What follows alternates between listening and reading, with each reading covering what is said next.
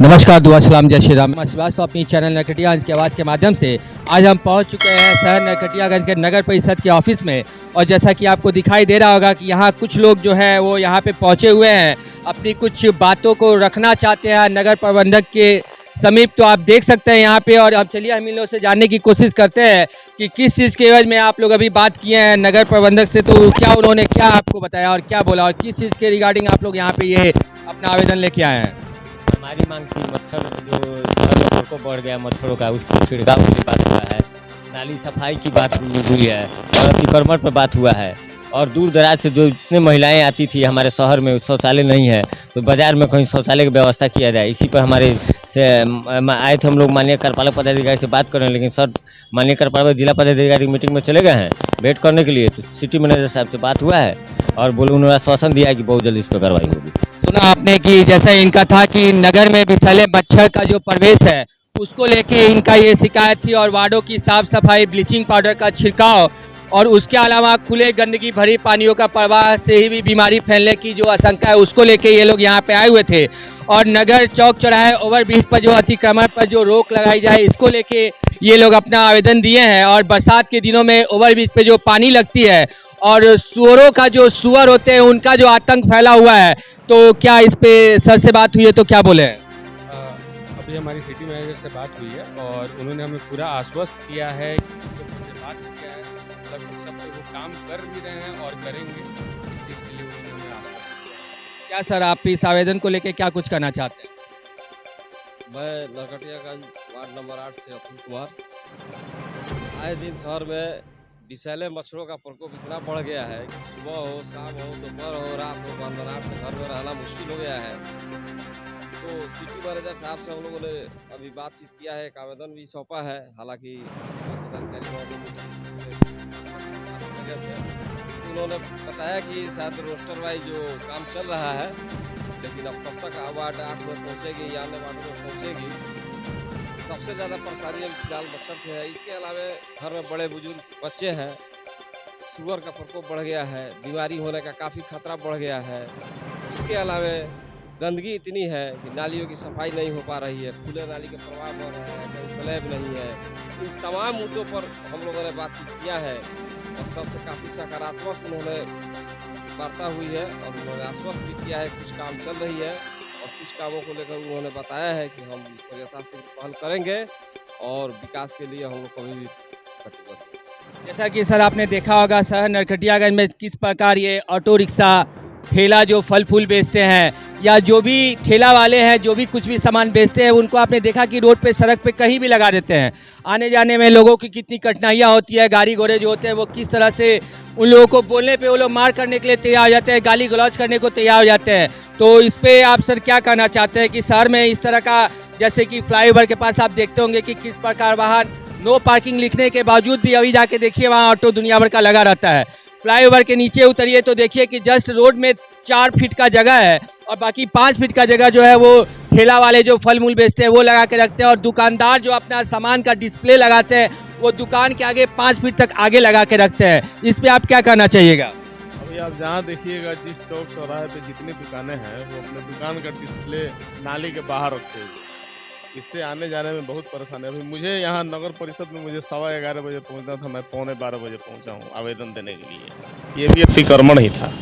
हम लोगों ने इतना प्रयास करके शहर में वो जो स्वच्छ पानी वगैरह, आरओ वगैरह लगवाया हुआ है, उसके लिए भी बहुत समस्या है। वहाँ भी लोग अपना ठेला वगैरह लगा करके पूरा जाम किए हुए हैं। और सर ने भी बताया कि नगर परिषद का काम अभी बहुत ढीला चल रहा है।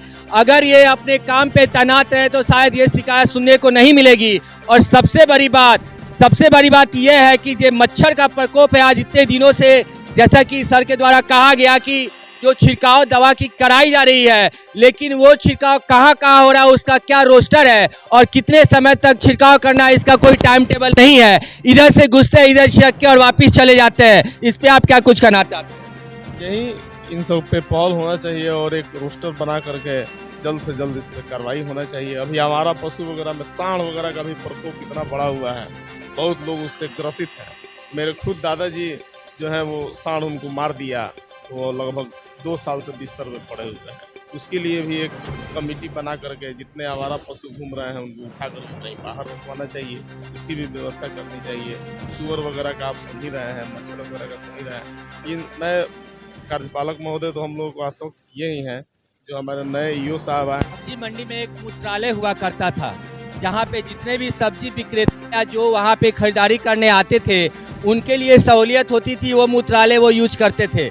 लेकिन उसको भी अतिक्रमण कर लिया गया, उसको भी अपने दुकान में शामिल कर लिया गया और रातों रात वो मूत्रालय वहाँ से गायब हो गया। और आज तक अगर बीच बाजार में किसी को पेशाब आ जाता है या किसी को लघुशंका आ जाती है तो वो जाने के लिए सोचेंगे या तो वो 1 किलोमीटर आगे आएंगे या 1 किलोमीटर पीछे जाएंगे। इस पे आप शहर के सभापति, उप सभापति और नगर परिषद को क्या कहना चाहते हैं?